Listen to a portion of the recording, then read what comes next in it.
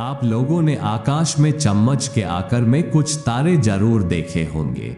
उन तारों को सप्तऋषि मंडल कहा जाता है। वेदों में तारों के बारे में वर्णन किया गया है। भारत के 7 महान संतों ऋषियों के नाम पर सप्तऋषि मंडल का नामकरण हुआ है। ये है ऋषि वशिष्ठ, ऋषि विश्वामित्र, ऋषि शौनक, ऋषि वामदेव, ऋषि अत्रि, ऋषि भारद्वाज और ऋषि कन। सप्त ऋषियों ने भगवान शिव के साथ मिलकर योग की खोज की थी। सप्तऋषि मंडल को रात्रि में उत्तरी गोलार्ध में देखा जा सकता है। ये तारे चौकोर और तिरछी रेखा में होते हैं। देखने में पतंग के आकार जैसे दिखते हैं। मिस्र के प्रख्यात ज्योतिर्विद क्लाडियस टॉलमी ने 2वीं शताब्दी में 48 तारा मंडलों की सूची बनाई थी। उसमें सप्तऋषि तारामंडल शामिल था। इसका आकार देखने में बड़ा भालू की तरह लगता है, इसलिए इसे ग्रेट बेयर या बिग बेयर कहा जाता है। सप्तऋषि मंडल भारत के 7 महान ऋषियों के नाम पर रखा गया है। सप्तऋषि तारामंडल को अंग्रेजी में अर्सा मेजर कहते हैं। अमेरिका और कनाडा देशों में इसे बिग डिपर यानी बड़ा चमचा भी कहा जाता है। चीन में यह पे तेव कहलाता है। ये 7 तारे ध्रुव तारा का चक्कर 24 घंटे में लगाते हैं। सप्तऋषि तारामंडल में एक गैलेक्सी भी पाई जाती है। सप्तर्षि मंडल शनि मंडल से 1 लाख योजन ऊपर पर स्थित है। कौन है सप्तऋषि? पहले है ऋषि वशिष्ठ, जो राजा दशरथ के 4 पुत्रों के गुरु थे। उन्होंने 4 राजकुमारों को राजा दशरथ से राक्षसों का वध करने के लिए मांगा था। यह वैदिक काल के प्रमुख ऋषि थे। उन्हें ईश्वर द्वारा सत्य का ज्ञान हुआ था। एक बार ऋषि विश्वामित्र वशिष्ठ के आश्रम में आए।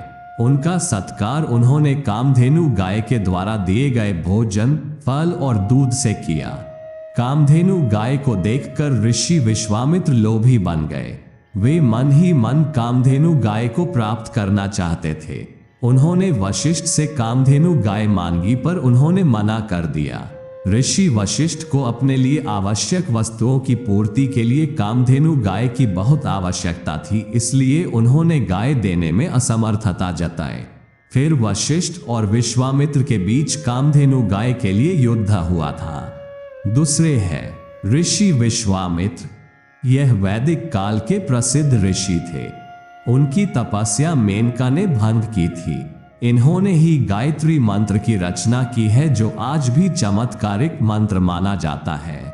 कामधेनु गाय के लिए विश्वामित्र का युद्ध ऋषि वशिष्ठ से हुआ था। ब्रह्मा जी ने ऋषि विश्वामित्र की तपस्या से प्रसन्न होकर उन्हें ब्राह्मण की उपाधि प्रदान की थी। तीसरे है ऋषि शौनक। इन्होंने एक बड़े गुरुकुल की स्थापना की थी, जिसमें 10,000 से अधिक विद्यार्थी पढ़ते थे। वो संस्कृत व्याकरण, ऋग्वेद प्रतिशाख्य, बृहद देवता, चरण व्यूह तथा ऋग्वेद की 6 अनुक्रमणिकाओं के रचयिता ऋषि थे। वो कात्यायन और अश्वलायन के गुरु माने जाते हैं। उन्होंने ऋग्वेद की बशकला और शाकला शाखाओं का एकीकरण किया। विष्णु पुराण के अनुसार शौनक ग्रत्समद के पुत्र थे। चौथे है ऋषि वामदेव। इन्होंने संगीत की रचना की थी। ये गौतम ऋषि के पुत्र थे। इन्होंने इंद्र से तत्वज्ञान पर चर्चा की थी। जब ये अपनी माता के गर्भ में थे, तब इन्हें विगत 2 जन्मों का ज्ञान हो गया था।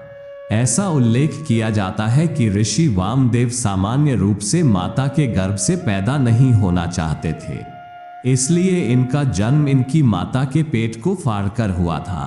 5वें है ऋषि अत्रि। वैदिक काल के ऋषि थे। ये ब्रह्मा के पुत्र थे। इनकी पत्नी अनुसुईया थी। एक बार ब्रह्मा, विष्णु, महेश अनुसुईया के आश्रम में गए थे। ऋषि अत्रि वहां पर नहीं थे। अनुसुईया ने त्रिदेव को बालक बना दिया था। उन्होंने इंद्र, अग्नि और अन्य देवताओं को भजन लिखने की प्रेरणा दी थी।